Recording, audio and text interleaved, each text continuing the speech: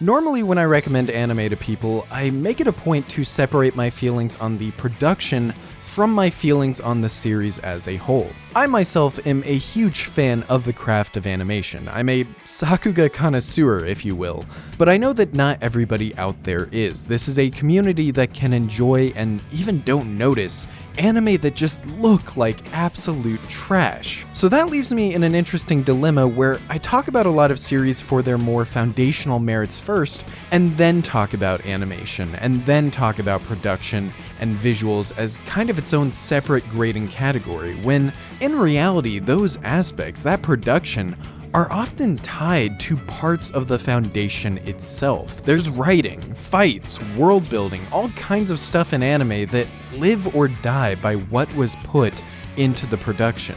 So what happens when you have a series whose identity is intrinsically tied to its production? The times when aesthetic and visuals and animation are so crucial and so integral to the series that it becomes the primary thing that is elevating the content. Well, that's when you get Bocchi the Rock.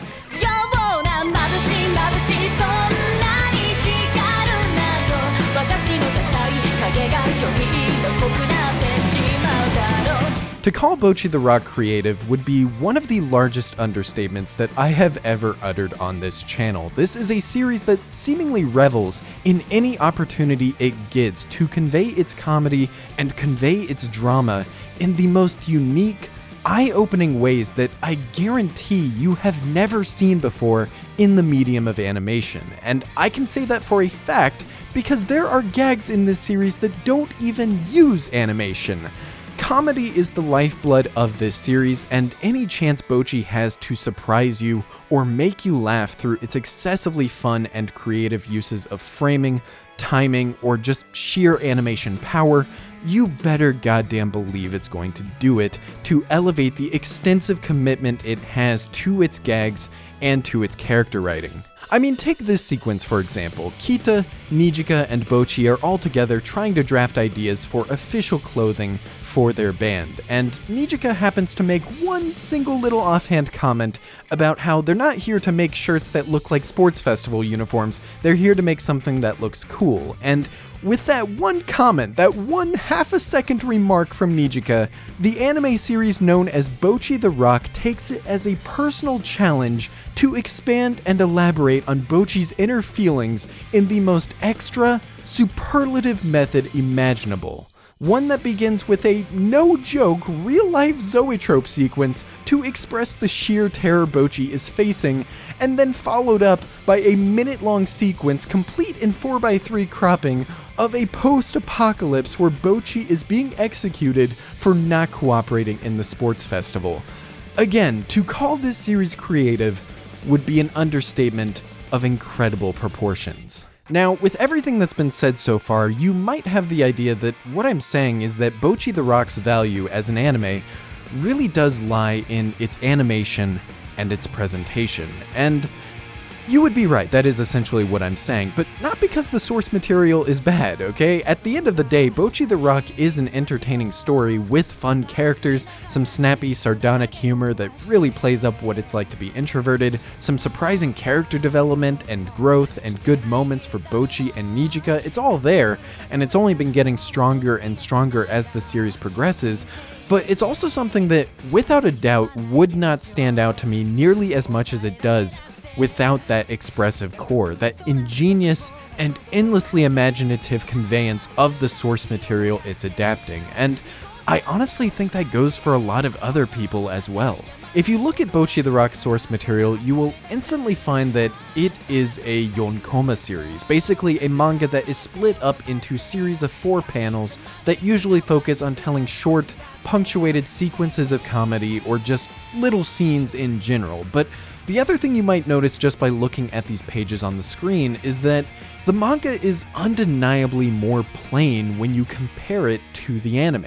It is a much simpler piece of work, and even the iconic Bocchi faces that you have likely seen scattered across the internet are not even as frequent as you might expect reading the source that they all came from. Now, the point of all this is not to dump on this source material and the original mangaka. It's not exactly something that I would see myself reading, but clearly there was enough merit to this work that talented people in the anime industry were longtime fans of this property and had a lot of passion for bringing this story to life. Even to the extent that the character designer and chief animation director was constantly asking producers if and when it was getting adapted just so that they could be a part of it.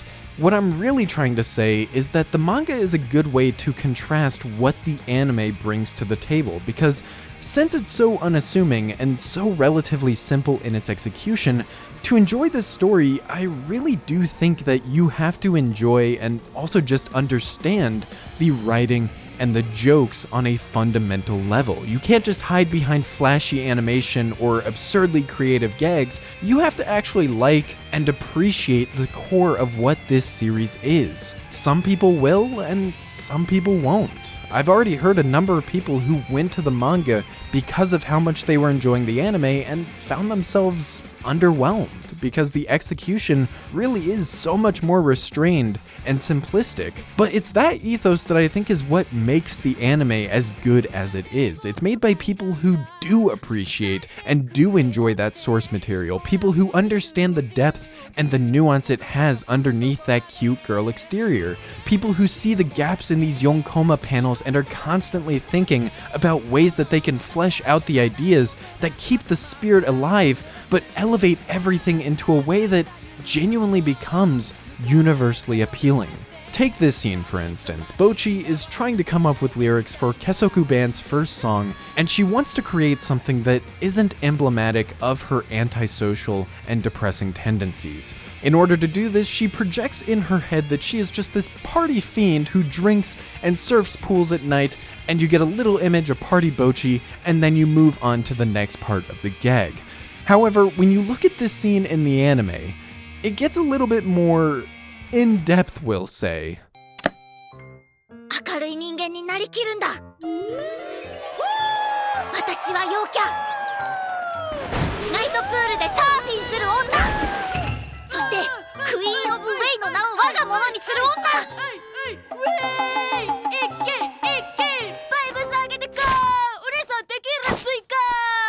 This is just one of many examples in this series of the anime taking the general concept and script from the manga, but transforming it in a way that is almost unrecognizable as far as ingenuity and creativity goes. The Tsuchinoko attention whore monster, the glitchy, spazzy dead Bocchi, any of these recognizable, iconic memes or gifs that you've seen from the series are almost certainly things that were technically there in the manga, but just elevated in a way that feels transcendent. This also goes for the dramatic and more grounded parts of the series as well. Like the director says, this is a story that succeeds not just with its unhinged slice-of-life humor that we've been talking about, but also in this beautiful coming-of-age story for Bocchi as a character. I remember dismissively saying in the very first episode that I fully expected this series to have very little character development or progression, just because it's a comedy, one, but more specifically than that,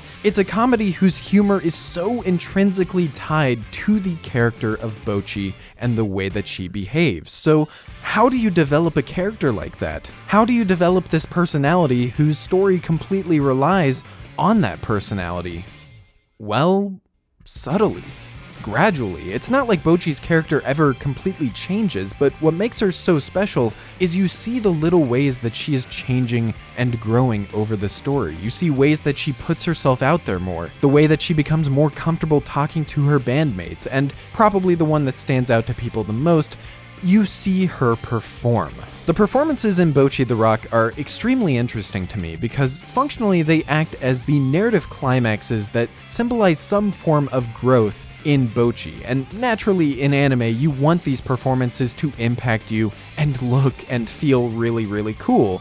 And they do, but they do it in a way that is very different from the approach that the rest of the series takes. In contrast to how absolutely insane and wild and unhinged the animation and presentation is everywhere else, the actual performances are extremely realistic and nuanced. They're carefully constructed intentionally to simulate this idea that you are watching real, inexperienced people up on stage performing and gaining experience. I mean, they even use real-life actors performing with the characters in mind specifically for the base of the animation. There's just clearly a lot of intentionality and work being put in to deliver on that contrast and on that premise. And I think it's something that you would only get from a team like this that understands this source and its characters. And at the end of the day, that's really what I walk away from this adaptation feeling the most. Beyond the incredibly obvious truth that it's being made by extremely talented people, what I really feel is that it's being made by people with a true, genuine fan love of this property, and not only honing in on the essentials of what fans do love about the property, but also transforming and elevating them in a way that captivates an entirely new audience. I hope this series continues and ends strongly, and I hope that this team continues showing us what makes Bocchi's Rock so goddamn cool. And hey, if you want to follow in Bocchi's footsteps, if you want to put yourself out there and reach out, make new friends, and talk to new people, then join the Discord server linked below the like button. It's a great community, I'm on there all the time, and I'm sure a lot of us would be down to talk about Bocchi or anything else. Thank you all so much for watching. I will have a link down below if you want to check out the full interviews with all of the Bocchi staff members that I have been showing throughout the video. There's a lot of really cool and endearing insights found in there. I know that I immediately knew I loved them when I saw that the character designer I mentioned earlier talk about how their favorite scene was the one with Bocchi and Nijika outside after their first concert. Easily my favorite scene in the series so far. If you know, you know. Really cool stuff all around, and big shout out to Sakuga Blog for collecting that insight and information. I love you all, and I will see you in the next video.